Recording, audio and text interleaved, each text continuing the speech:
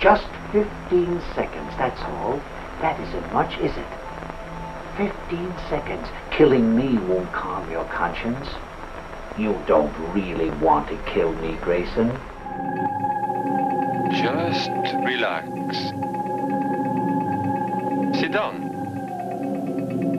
Relax. You will do exactly as my voice tells you. Hit the like button, subscribe, and ring the bell.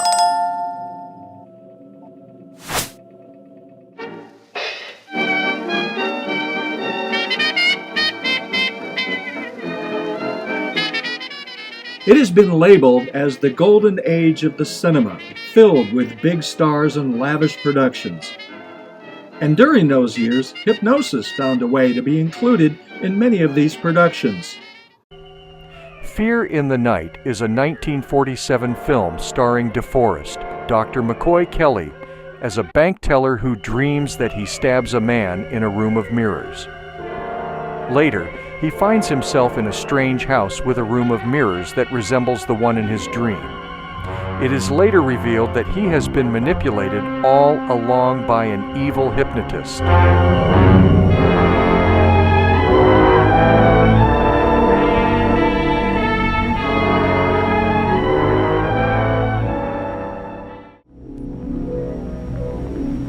At first, all I could see was this face coming toward me. Then I saw the room. A queer, mirrored room.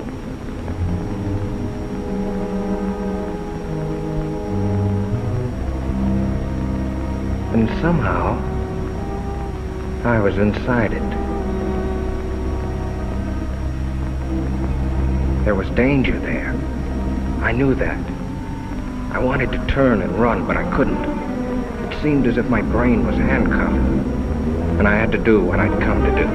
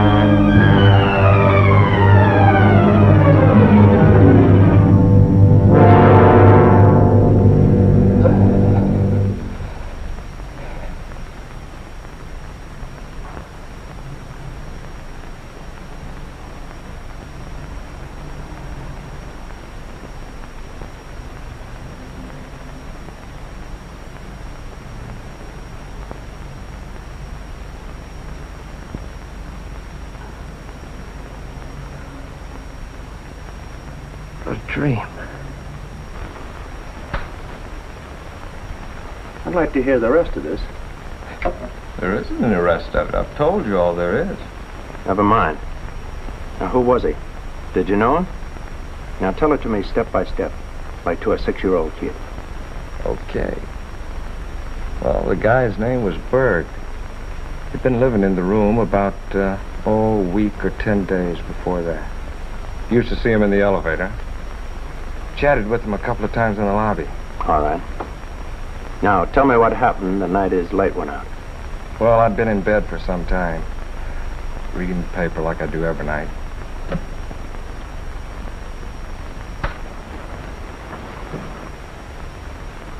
Just put the lamp out and got to sleep when I heard this knock on the door.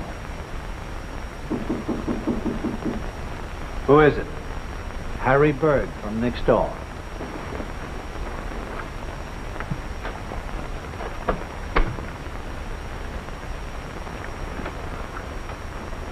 Pardon me. Did I wake you? No, I just turned out the light. Oh, you did. The light in my room just went out.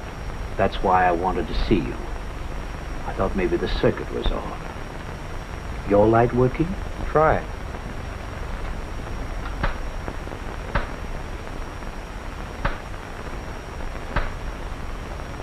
Yes. It must have been the globe that burned out. Sorry I troubled you. Not at all. You're tired, aren't you? I can see you're pretty tired. I'm sorry. Oh, really? It's all right. You're tired, and I woke you up. It's all right.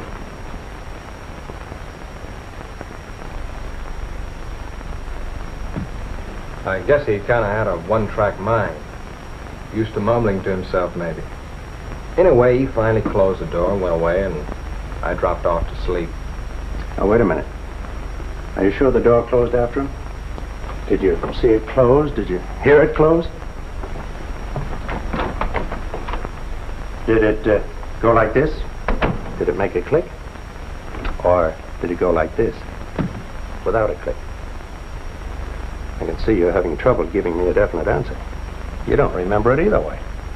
Well, what difference does it make? Door must have closed. He went away, and I went to sleep.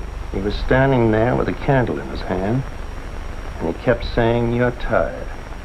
So what? Eyes fixed and glassy, as though he were mentally unbalanced. What? I was just remembering something in the deathbed statement Mrs. Belknap gave to Warner. You say you chatted with this fellow once in a while. What about? Oh, sports, politics. Going down the elevator one time, he had a box of methylated cough drops in his pocket. Go ahead, have one. No, thanks. I don't like them. Oh, go on. They're good for you. No, thanks, really. You should have one. Your voice sounds kind of hoarse.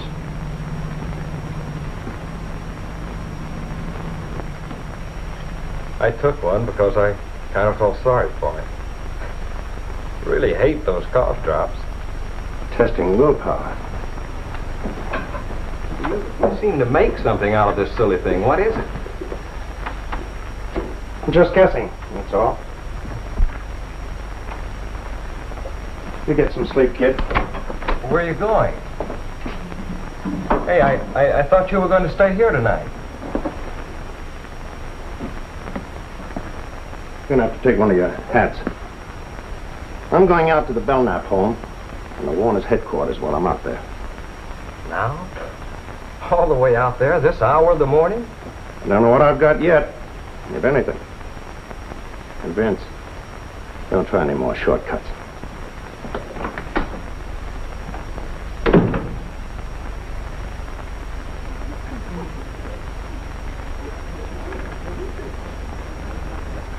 That clock is always a little slow. It's like the horse I had yesterday.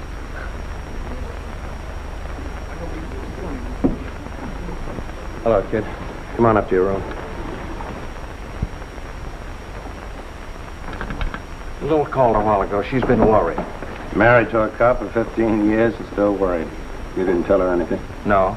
Good.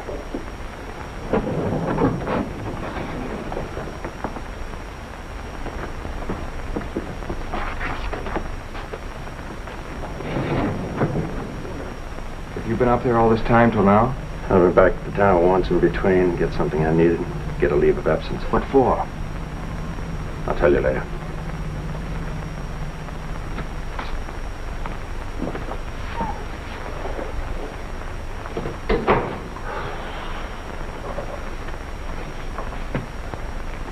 Open it.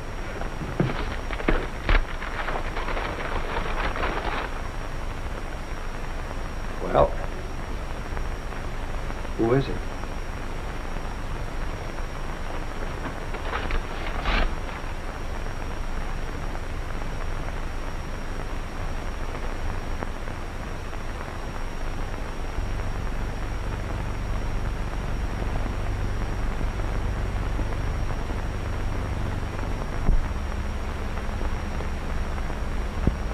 Bird. The man had the room next door. Where'd you get this? I didn't have to ask you who it was. I already know it from the desk clerk. A couple of others I showed it to when I stopped back here early this morning. He's also Dorothy Belknap's husband, Louis Belknap. What about me? Does this mean... Was he the one who... There's no out in this for you, Vince. Not yet. I checked your fingerprints with the ones Warner got from the mirrored door. You found your way into Belknap's home. You punctured Bob Clune's heart with a bore and shoved his body into a closet. And Mrs. Belknap? You didn't kill her. You can't drive. We think Belknap drove you up there. Was waiting for you outside. Mrs. Belknap ran out and her husband, using Clune's car, deliberately ran over her. Why didn't I know what I was doing? We think we know why, Vince. But there's only one way to prove it. Show that it could have happened in the first place by making it happen all over again. You mean go back and commit the crime over again? Not exactly. You've killed a man, Vince. Right now, you're guilty. We've got to prove you didn't know what you were doing and why you didn't know. What do you mean? We haven't got much time. They located Belknap yesterday. He's flying back from Mexico this afternoon. He wired Warner to have his wife reburied in the family plot today. He'll be back in time for the funeral. Get your coat on. Where are we going? Where's the place you'd rather not go than all other places right now? The mirrored room where I know, kid. It's not going to be easy. You've got to go back there and stay tonight and wait for Belknap.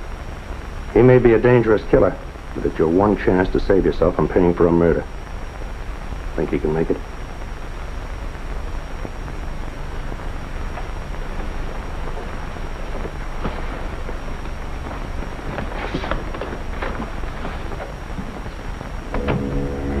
I was scared sick, but I got back into that house before Belknap returned from the funeral. A couple of friends drove back with him. I waited upstairs, looking down into the living room as they said goodbye. Why don't you come and stay at our place tonight, Louis? Yeah, we'd love to have you. Don't worry yourselves about me. Well, bye. All right. Good night. He was coming up. My blood turned to water. I wanted to scream out, to run away from there. But I had to stay. It was my only chance to save myself.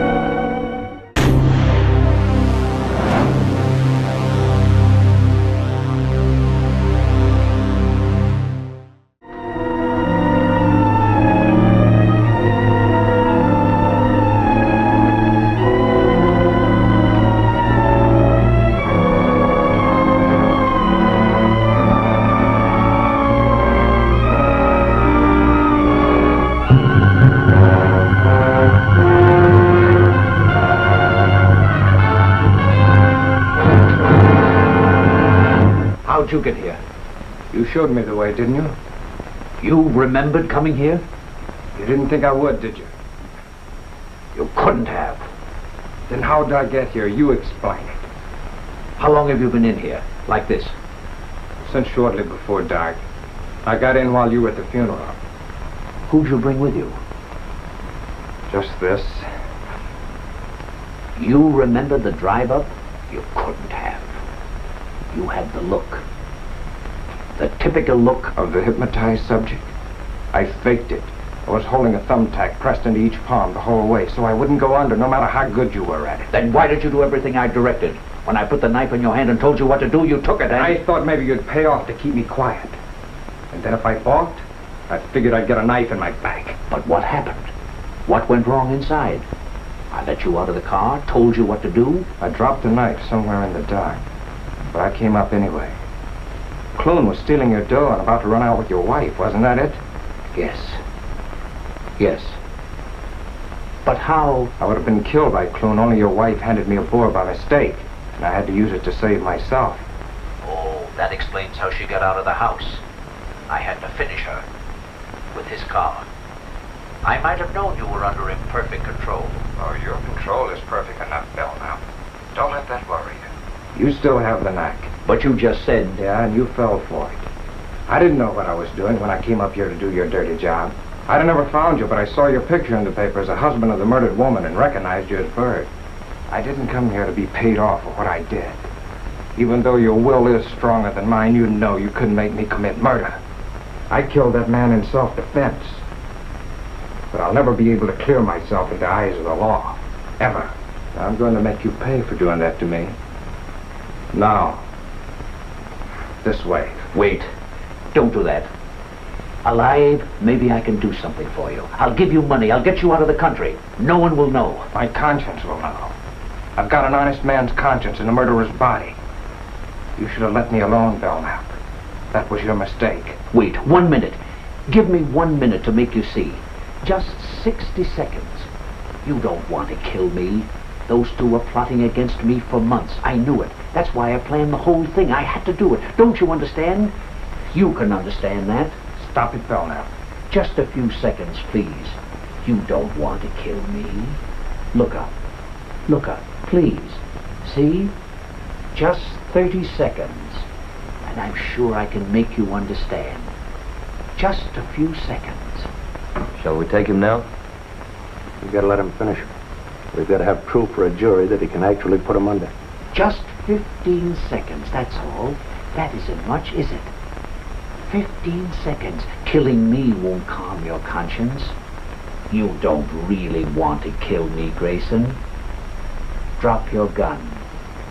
It's too heavy. Drop the gun, Grayson. Drop it. You're too tired to hold it up. Just drop it. You'll feel so much better. Just let go of it. Better still. Give the gun to me, Grayson. You're tired. Tired.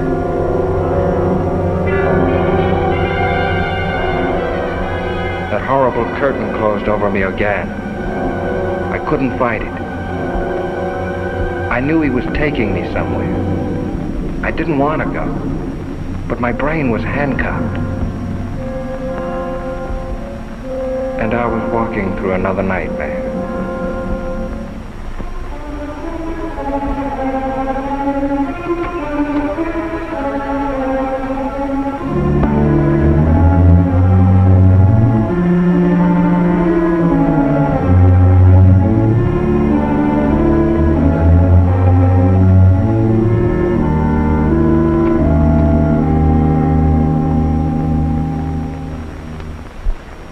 Quiet. We better get up there quick.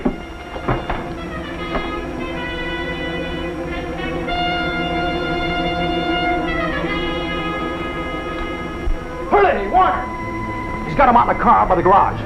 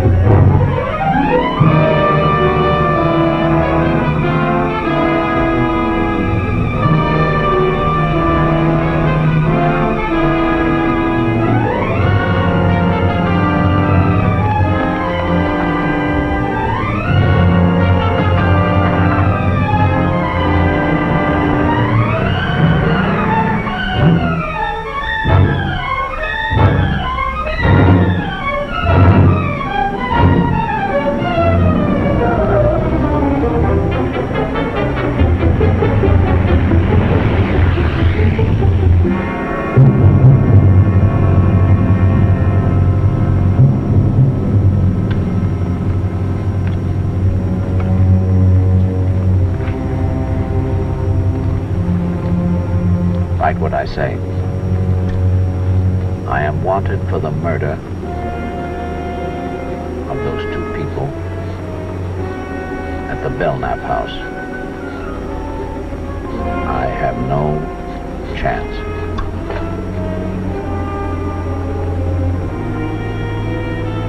I see no other way out.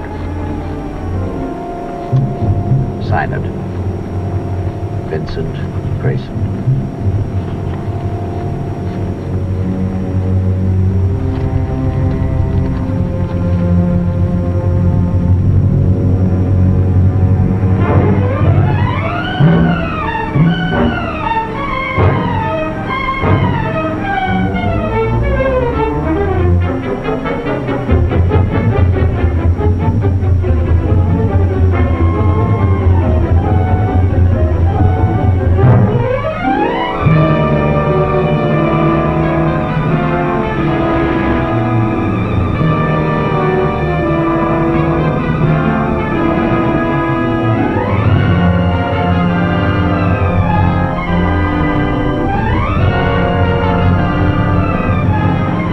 Look down there.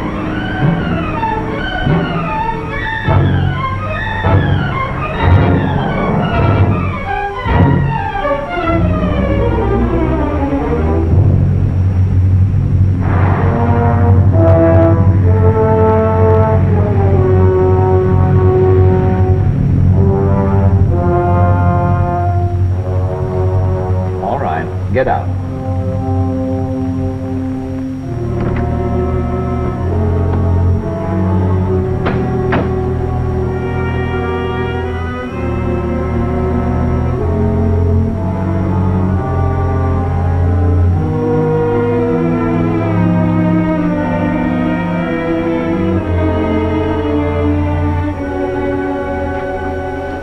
Take off your coat.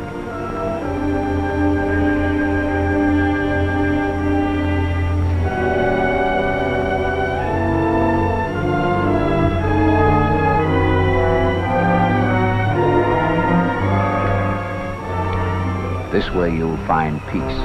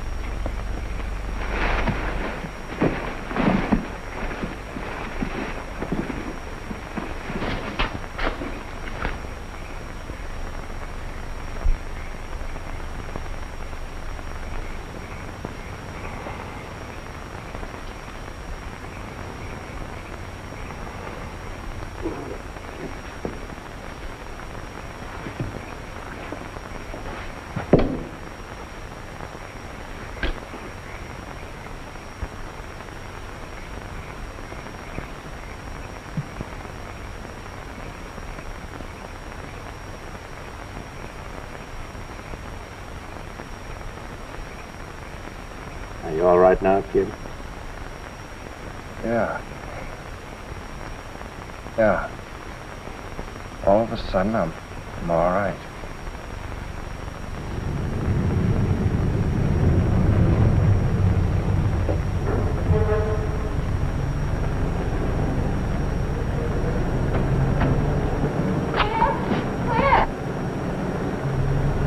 I'll see you inside. Too bad you have to go through the uranium immigration, but good luck. Thanks a lot for everything. What? Vincent must have been horrible. It was. If I didn't read the newspapers, I'd never know what my wonderful husband's doing. If you knew, you'd never have let me do it. Vince, we better go face the judge. And don't worry, you've got a perfect plea of self-defense. Come on, Mother.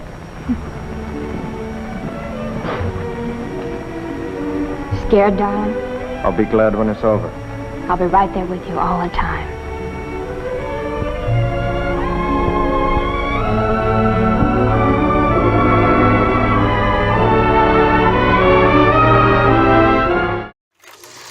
Next time on Hypnosis in the Media. Lucia, are you asleep? Listen closely, child.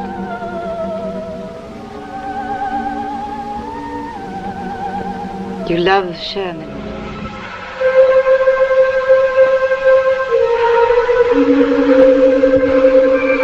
He's back. He's back again. Thanks for watching until the end. If you want to see more, just hit the subscribe button. I hope you enjoyed this episode of Hypnosis in the Media. I'm Meg Register, a certified clinical hypnotherapist, as well as an advisor and co-producer of the series. If you're interested in learning more about hypnosis, I welcome you to contact me for a free phone consultation to find out if hypnotherapy can work for you.